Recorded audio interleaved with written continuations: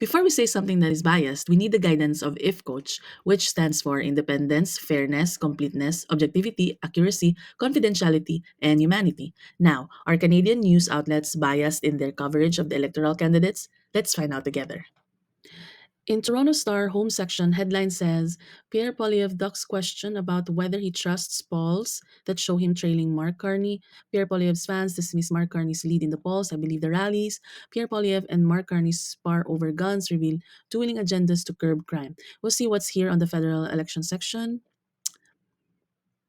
We can see headlines such as ex-Liberal MP Cutler confirms support for local Liberal candidate after confusion. Liberal pitch public safety measures and economic management to Toronto area voters. We can quickly see how many times the word liberal is mentioned just by looking at the headlines. We can assume that Toronto Star leans strongly in favor of the Liberal Party. This can greatly influence how readers perceive things. However, when I read this article, conservative arriving at a Brampton event hall said they believe in party leader Pierre Poilievre's big rallies more than in opinion polls that consistently show the Liberals with a lead in the federal election campaign.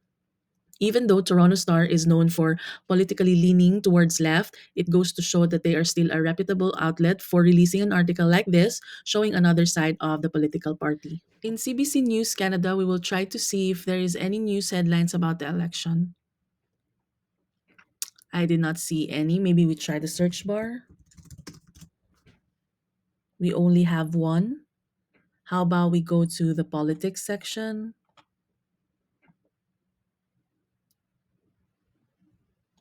There is nothing suspicious for me here. How about if we search the election? Maybe federal election 2025?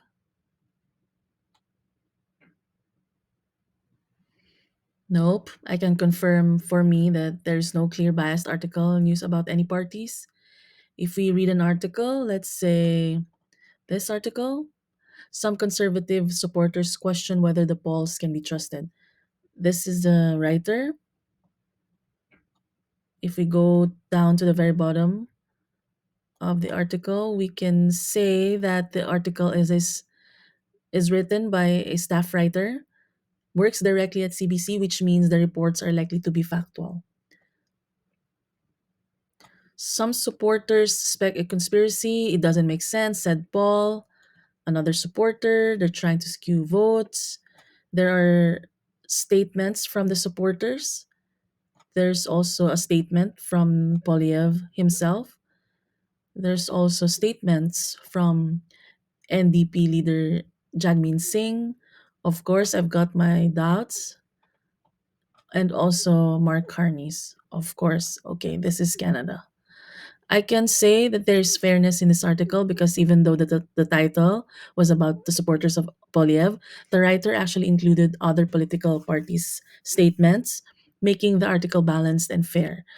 Based on what I've heard, CBC News has been accused of being a left wing news outlet, but for me, it doesn't really seem that way. It's not obvious in their headlines, and there was not much emotions in the article. At National Post, this is believed to be a very right wing news outlet. At National Post's home, I can already see negative news about someone, but we will go directly to the search button and ask about the elections. At Saskatoon rally, Mark Carney was heckled left and right, quite literally. They've cratered for NDP leader Jagmeet Singh. This election is do or die. First reading, are Poilievre's rallies breaking records? Almost. First and foremost, there were descriptive words in the headlines which could suggest a violation of the IFCOACH principle of objectivity. In journalism, emotions should ideally be left out unless it's a direct quote. It's the readers who should interpret the report and decide how to feel about it. The headline shouldn't dictate their reaction. This is from CTV News. CTV News is said to be a centrist news outlet. Oh, there's daily polling, which can be very effective. Judging by its headlines, we can see negative and positive posts about all parties, which can be a bit tricky for me. I cannot entirely say that this is a centrist news outlet, but we will try to see what we can find in the article written by a CTV News staff writer. We will pick this article. What It's Like Inside Both Polyev Carney's Rallies by Abigail Binman, CTV News correspondent.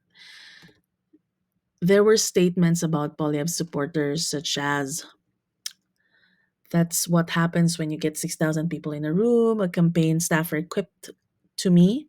The impression left was that while they didn't want anyone sick, they were happy to suggest going to see Polyev was akin to attending a packed rock concert. The writer literally described what happened in Pierre's rallies, that he was energetic, he was introduced by his wife, and that they kissed. While on Mark Carney's, the writer said that there was no excitement, that his speech lasted about 15 minutes. The writer was basically like comparing the two, like Carney's energy when he was campaigning at Victoria, BC versus at Calgary, Alberta. The writer mentioned number of people. It was as if she was counting them literally. She compared that Carney and his wife just hugged instead of kissed. Was there like a requirement or something? Regardless of her observation, I noticed that there was no statement from Carney's supporter. I would say that the headlines may not be as biased as they seem, but the content in some articles can be. So, to answer the question, do you feel like any Canadian news outlets are being biased in the coverage of one of the electoral candidates? Definitely yes. Based on the sample articles I presented, some are clearly biased.